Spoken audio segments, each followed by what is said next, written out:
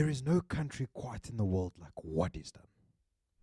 Located in the northernmost part of Africa lies a desert oasis. With its neighboring countries such as Chad, Burkina, Mali, and Algeria, the continent is unlike any other. The country has a strong economy, and this can partially be thanked to the government. The economic system followed by the country is both a free market and centrally planned economy. This makes the country unique, as the government has a say in what happens in both the private and public sectors of the economy. However, as this is also a free market economy, there is still room for a lot of growth within the private sector. The main industries affected by this government system can be split into two. On the centrally planned side, the government affects mainly the banking and the tourism industry. In the tourism industry, the government is constantly building landmarks to increase the demand for tourism within their country. On the banking side, the government is constantly overlooking the decisions and policies put into places by the banks. On the free market side of the economy is mainly affected by the main sectors such as construction, tourism, and real estate. These are all privately owned, and the government boosts the economy through taxes and other external factors.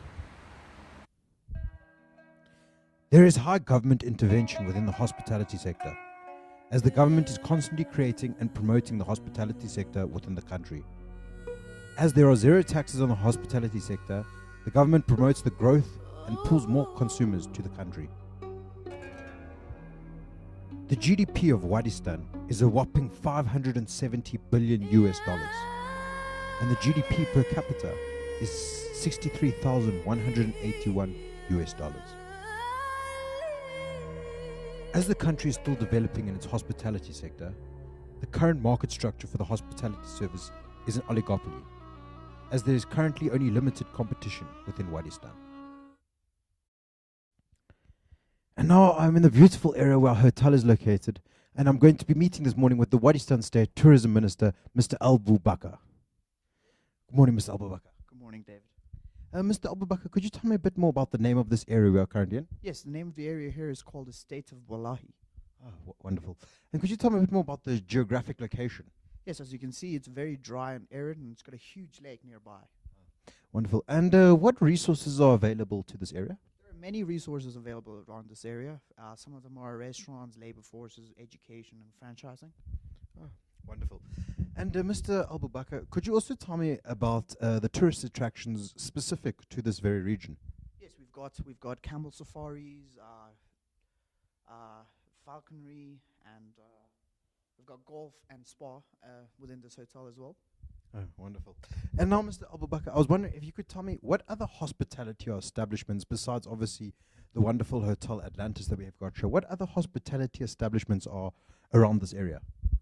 To your surprise, actually, there's nothing in around the 25-kilometer radius. This is the only place that I believe it's very unique. You'll never find any place else around the world. Fantastic, fantastic. And now, what are the target segments of the population for this hotel and this area in Pacific? Well, we've got a lot of famous people coming here just to get away from all the media attention. It's more of a secluded hotel. So we've got a huge amount of celebrities coming to this. So just to clarify, this is the target market is for the upper middle class, just so that you can be secluded from the rest of the public. Yes, 100%, David. It's the upper middle class and more to the high class. Thank you. Thank you very much, Mr. Abu Bakr, for your time. Please have a pleasant day. Well, I wish you have a great day as well. Thank you. And now this morning I'm sitting here with the general manager of the Atlantis Hotel, Mr. Rosa Pereira. Mr. Rosa Pereira, nice to meet you. We just want to ask you a few questions just about the beautiful Atlantis Hotel. First of all, Mr. Rosa Pereira, if you could just tell us, how many stars does the hotel currently have? We currently have 5 stars. 5-star luxury hotel, beautiful. And what sort of organizational form do you use here at the Atlantis Hotel? So here at the Atlantis Hotel, we actually use a functional organizational structure. Okay. And in terms of size, how many rooms do you have overall here at the hotel? We have 205 distributed by standard villas and suites. And what is the amount the number of full-time employees you have here at the hotel, obviously excluding all the external employees that you hire during the seasonal employment that you guys use. So in terms of full-time employment, how many employees do you hire? So right now we have 450 employees. 450 full-time employees. Exactly. Okay. And could you just give us a brief description of the facilities you have here at the Atlantis Hotel? So here at the Atlantis Hotel, we have a swimming pool, we have a spa and the fitness center, a golf course, a couple of restaurants, a business center, a kids club, and we also provide free Wi-Fi to our guests. That's fantastic. And what are the peculiarities of the services rendered here at the Atlantis Hotel that separates it from other hotels? I think our main peculiarity would be the view of the desert, which is unique and exquisite. Of course, you don't get many hotels situated in the middle of a desert. Very unique indeed. And now, Mr. Pereira, could you just give us a brief positioning of the resort?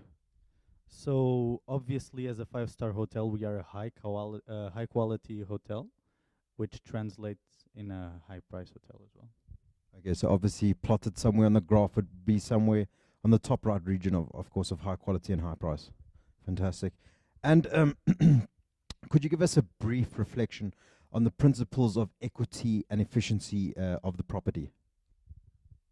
So, as a luxury hotel, we cannot cater for all markets. So, some sections of the market cannot afford our services. That's in terms of equity. Regarding the efficiency, we outsource some of the services that we provide in some of our departments, like the spa or the golf. And of course, like the human resources department, are those all outsourced? Yes. Okay, very, very efficient indeed.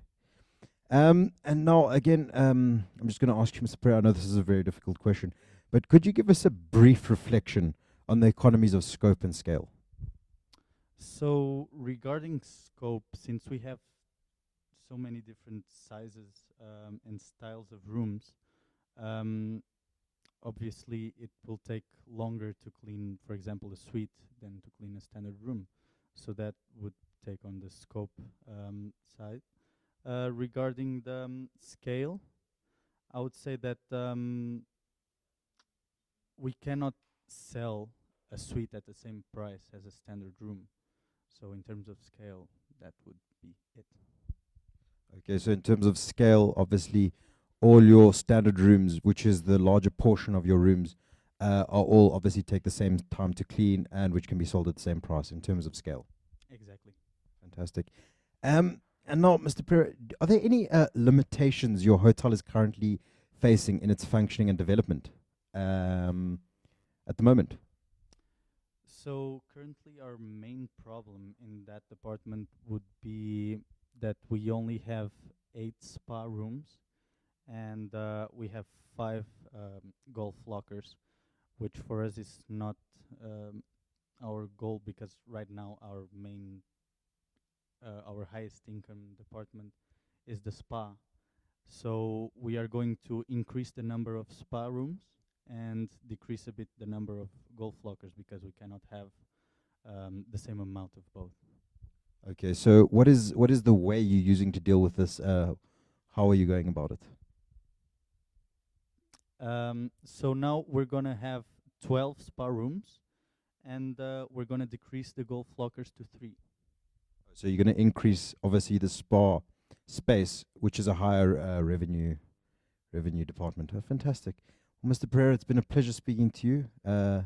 Thank you very much for your time, and please enjoy the rest of your day. Thank you, sir.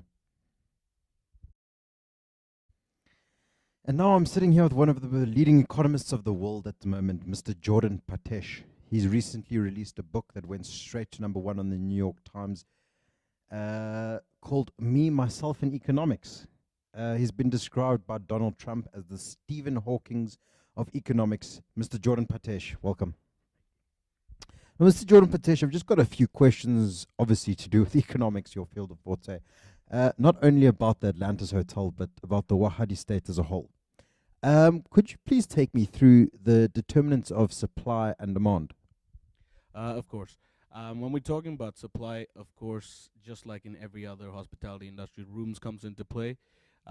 Just in particular with Atlantis, they are facing a little difficulty there because they don't have enough rooms to meet the growing demand. And also with local attractions, which the government supplies, that also is plays a big role in the supply determinant. When it comes to demand, just like rooms and supply, price plays a big role in demand. Of course, the price changes affects the demand that they have, and also with technology in terms of transportation, it affects our international guests how they travel in, and the making it more convenient means more demand for us.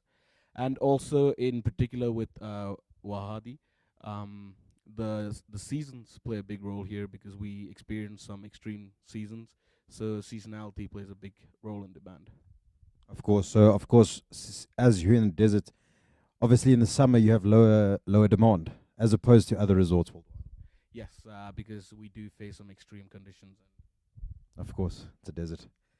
And now, if you could just take me a bit, if you could elaborate a bit on price, income, and cross-price elasticity of demand. I know it's a very difficult topic, but if you could just give us a brief summary. Yes, when we're talking about elasticity of price, especially in the case of Atlantis, I would say they're relatively inelastic because they don't have competition in about a 25-kilometer radius, which means they have a very peculiar service to provide, which means guests are always willing to pay for that. When it comes to income elasticity, again, they are relatively inelastic because they do cater to higher end guests, which means a change in price brings about very little response in demand. When we're talking about cross elasticity, in terms of competition or substitute goods, again, they don't face much competition because of the surrounding. As I said, they're faced with very little competition. And with substitutes, of course, transportation that is provided to them by the airlines, which is well maintained by the government, that always has a role to play with the yes. Fantastic. And now, Mr. Jordan, if you could just talk about what sort of pricing solutions could the property use? I'd say definitely because as we had mentioned before, seasons play a big role in the demand, and during low season, which is summer, of course, we are faced with very little clientele, and at that time, I feel they should go for very low cut or late rates, and also offer the guests more packages so they feel more value for their money, and I feel that would bring in more demand for their service. Fantastic, Mr. Jordan. I know it's very difficult going through these economic questions, but almost done here. And what sort of influences do the external economic environment have on, for example, inflation, unemployment, and the exchange rate? Currently, if you could just take us through those three determinants and give us a brief description about each. Of course, I've brought some statistics with me. Yes. If I could just start with inflation right there. The current inflation rate is at 3.7, which of course you must know is a very good rate. It's well aimed at. Unemployment rate is currently at 4.2, which is the lowest in the world. Also, the exchange rate is at one Wahadi dollar to 0.27 US dollars. We have always maintained a steady exchange rate, which has always influenced our tourism. As far as inflation rate goes, it's in line with what the government has targeted, which is between a 3 to 4% inflation rate, and the low inflation rate, of course, results in a steady exchange rate, which brings in more international tours, as we can say, and in an ordinary scenario, when unemployment rates are high, of course, the inflation is affected deeply. But in our condition right here, the unemployment rates are very low, hence responding in less response to price changes from the local guest. So hence meaning, if we were to bring about a price change, the local guests that we have would would respond very. Uh, there would be less response. Fantastic. And what sort of ways could you use to deal with the supply and demand challenges faced by the hotel? Again, as I'd mentioned before, weather, of course, is a big determinant, and as I'd mentioned before earlier, again, the prices during extreme weather conditions can be lowered, and this could bring in a lot more guests and could fill up the empty rooms that the hotel is faced with. And also with the location, we have many guests, international guests especially, complaining about transportation, how they find their way into the desert. And for this, we have organized a fleet of vehicles that, of course, chauffeured, bring the guests from the airport to our destination, which makes it a lot easier. And in terms of supply, as we had mentioned before, we have a shortage of rooms when it comes to high season. And for this, they have put into place a few packages, a weekly packages. So we get guests for a week, and then they're off. So we get to accommodate more guests. And also, as mentioned again with the rooms, when they're attempting to expand, they are also faced with extreme weather conditions like sandstorms, and which restrict the construction. And for this, they have planned a 5-month period when the weather is lower and a little more decent. And they've also contracted the work to a construction company which specializes in construction within the deserts. So I feel these are ways they're planning on tackling the supply and demand problems. Thank you very much, Mr. Jordan. It was a great pleasure to meet you, sir. I wish you all the best for your upcoming books. Very looking forward to the one mentioned, Economics of the Desert. Sounds like a great book. I look forward to reading it. Ladies and gentlemen, Mr. Jordan Prasha. And now we're going to be taking a look at some of the social impacts that the Atlantis Hotel is having on the Wadistan area. I'm going to be taking a walk through the town and seeing what some of the locals have to say as far as the social impacts that this hotel is causing to the area. Hi, good morning, sir. Ah, fantastic. I'm Sir David Attenborough, doing a documentary for the National Geographic. I was just wondering, could I ask you, what sort of social impact negatively is the hotel having on the area? Yes, there's a lot of pollutions being caused, natural habitats being destroyed. Seasonal employment is one of them, definitely, and there's air cons in that hotel that's causing a lot of air pollution as well. Fantastic, sir. And do you see any sort of positive impacts that the hotel is causing on the area, possibly? Yes, there's a lot of tourism being brought in. On top of that, although it's seasonal employment, there's a lot of jobs out there for the locals here. That's about it. Thank you very much, sir. Have a pleasant day. So, sorry, just one last question. Overall, what do you think, is the hotel positively or negatively affecting overall for the community and the Wadistan state as a whole, for the economy and everything altogether? I think it's a great positivity to the locals. Employment, as I said, it's also bringing in tourists, therefore we can share our cultures. They're putting us on a map out there, so it's almost very So it's a positive impact for the economy and the state. 100%. Thank you very much, sir. Have a pleasant day. The influences of externalities on supply and demand were as follows. Because the hotel has high pollution output, there is a disturbance of the natural desert habitat, and the hotel has had poor reviews by conservationists, which has slightly affected the demand for rooms in the hotel. Another externality is the seasonal employment that the hotel is using. This puts pressure on the hotel from trade unions and has greatly affected the supply of the hotel.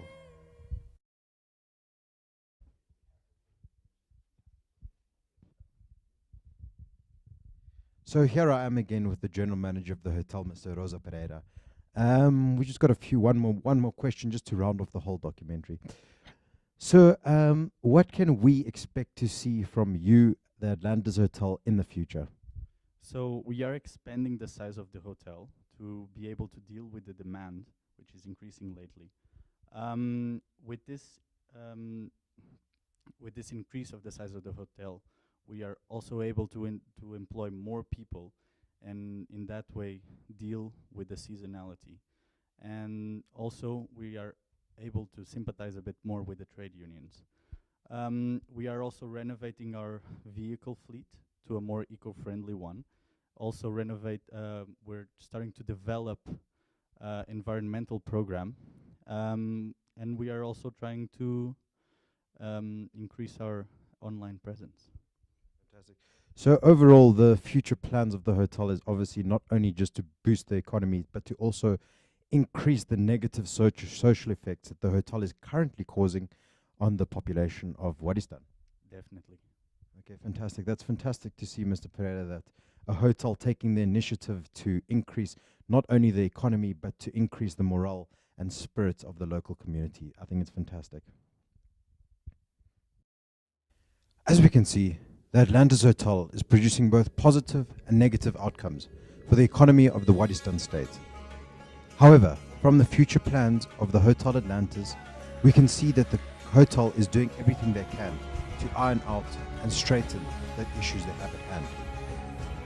Overall, we can see that the hotel is creating positive outcomes for the economy. And with the country and support of the government, we can see only a thriving economy in this country. That's all from me, Sir David Attenborough. Have a wonderful evening.